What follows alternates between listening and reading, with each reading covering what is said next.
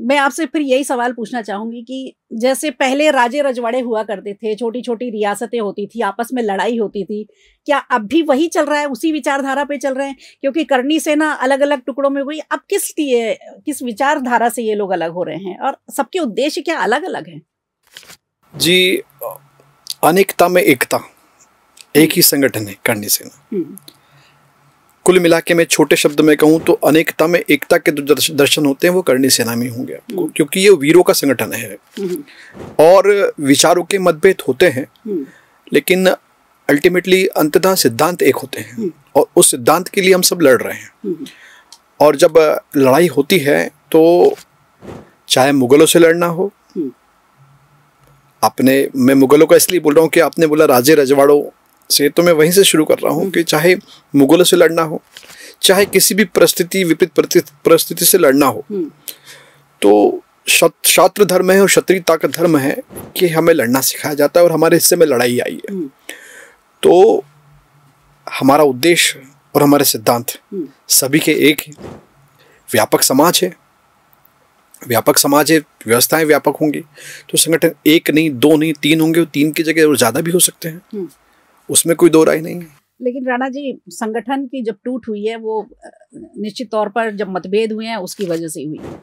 ये नहीं कह रहे कि संगठन का विस्तार किया गया है उसकी वजह से 3-4 संगठन बने हैं। निश्चित रूप से टूट हुई है, विचारों में मतभेद रहा, उसके बाद ही संगठन में अलग अलग विचारों के साथ पहुंचे लोग। ठीक है मैम, मतभेद हुआ है, मनभेद नहीं हुआ है। ठीक है, होना भी चाहिए। और राष्ट्रीय पटल पर अभी अगर आप देखें तो करनी सेना किस तरह की भूमिका में है? क्योंकि जिस तरह का आज माहौल बना हुआ है, जिस तरह के हालात हैं इस समय, कभी औरंगजेब को लेकर के तमाम दंगे हो रहे हैं, नागपुर से लेकर मध्य प्रदेश के महू तक में बहुत दंगे हुए, अभी दिल्ली में भी महाराणा प्रताप की मूर्ति तोड़ी गई। तो ये अलग अलग तरह की जो सर्कमस्टांसेस बन रहे हैं, उसमें अब करनी सेना किस तरह की भूमिका में है? ठीक, करनी सेना जो है एक राजपूतों की अस्मिता के लिए लड़ने वाली सेना है और वो राजपूतों का अपना संगठन है, उसकी अपनी सेना है।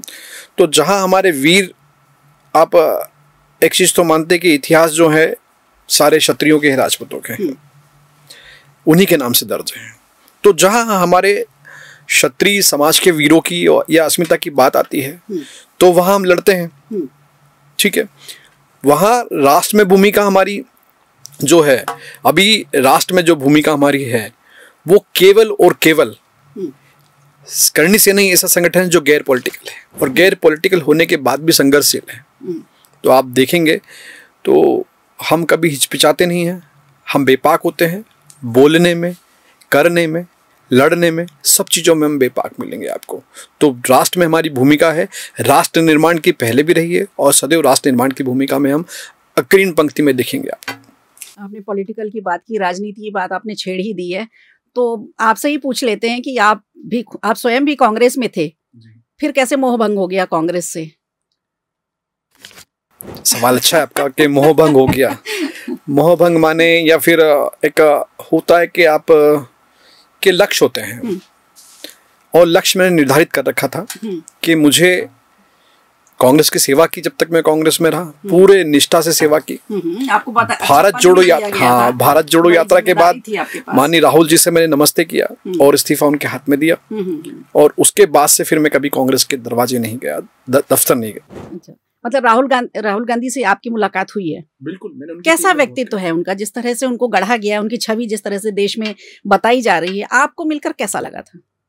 जी, मैं एक बात कहना चाहूंगा राहुल जी के बारे में कि वर्तमान उनके साथ न्याय करे या नहीं करे, इतिहास उनके साथ न्याय करेगा। वो बहुत अच्छा व्यक्तित्व है उनका। अच्छा, मतलब आगे की जो पीढ़ियां आएंगी वो जानेंगी। अच्छा, बेशक जानेंगे और बेपाक जानेंगी। एक राजनेता के रूप में जानेंगे, क्योंकि वो आदमी जो बोलता है वो होता है। कोविड में आप ले लीजिए, शेयर मार्केट के भी अफरा तफरी में ले लीजिए, अर्थव्यवस्था का जो गुब्बारा है राहुल जी ने बोला था उसको ले लीजिए, वो होता है, क्योंकि जो दिख रहा है वही है। एक बड़ा हत्याकांड हुआ था राजस्थान में, सुखदेव सिंह गोगामेडी का, है ना? और वैसे देखा जाए तो आप लोग अलग अलग रहते, लेकिन एक वो हत्याकांड ऐसा था, एक वो दुर्घटना ऐसी हुई थी जिसमें सारे करनी सेना एक हो गए थे। अब भी देश में इस तरह की परिस्थितियां बनी हुई हैं, क्या उम्मीद लगाएंगे लोग कि करनी सेना इसमें एक अच्छी भूमिका अदा कर पाएगी? बिल्कुल आप उम्मीद लगाइए, क्योंकि जहां सनातन की और जहां देश की बात होगी, करनी सेना वहां पे सर कटाने को और लड़ने को तैयार होगा। करनी सेना संगठन ऐसा है, राजपूतों का संगठन है, जहां देश हित में बात होगी, राष्ट्र हित में जहां बात होगी, जहां सनातन की बात होगी, वहां करनी सेना अपनी दमदारी से खड़ा रहेगा। सारे संगठन, इवन सारे संगठन ले लो आप, करनी सेना को छोड़ के जो भी XY संगठन हैं हमारे, महाराणा सेना हो गई, XYZ जो भी संगठन अपने और भी हैं राजपूतों के, वो सारे अगर राष्ट्र निर्माण में उनकी भूमिका आप देखेंगे, इतिहास में भी देखेंगे और वर्तमान में भी देखेंगे और भविष्य में भी देखेंगे, आप तो अग्रिम पंक्ति में लड़ने के लिए मिलेंगे, क्योंकि हमारा काम है, हम योद्धा हैं। अब जो समस्या देश में चल रही है, देखा जाए तो जब उस तरफ की बात आती है, अब हम सीधे हिंदू मुस्लिम की बात करते हैं, जब मुस्लिम की बात आती है तो ये एक साथ इकट्ठे हो जाते, तुरंत ही पहुंच जाते, 2-4 हज़ार की भीड़ एक साथ आ जाती है।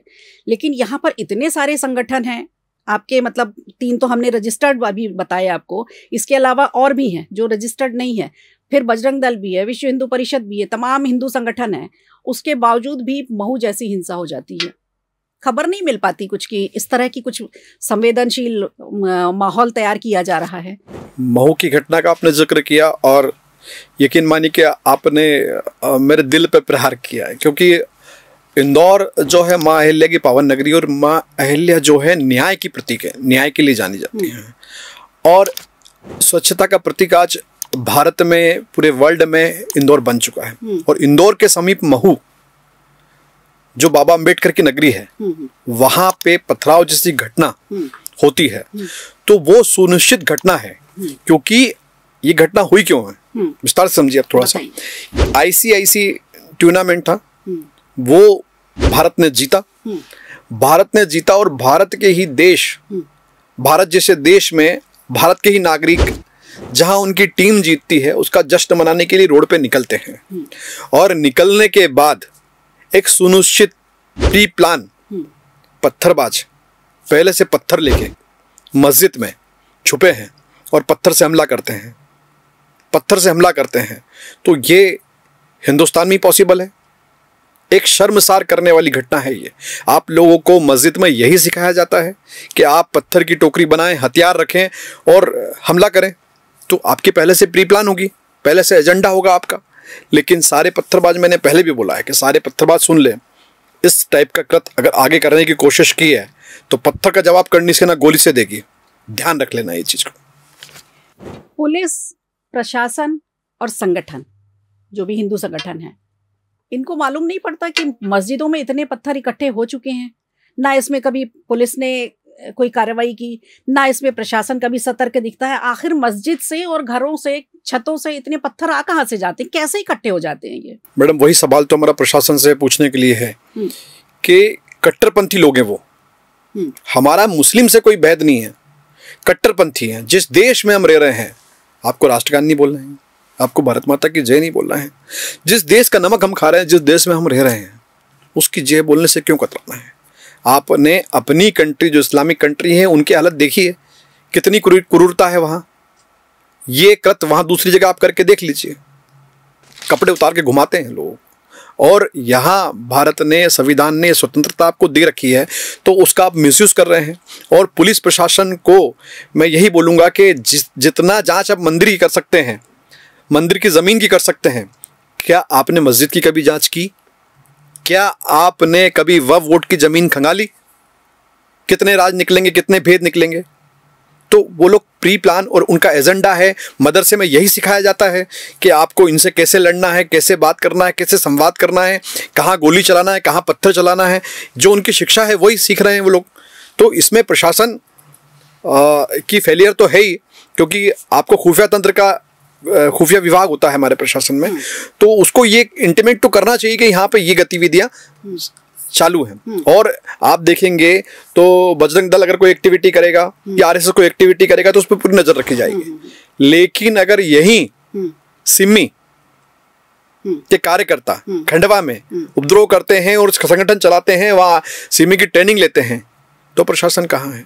मध्य प्रदेश में तो कहा जा रहा है कि सिमी को जड़ से खत्म कर दिया गया है। आपको लगता है?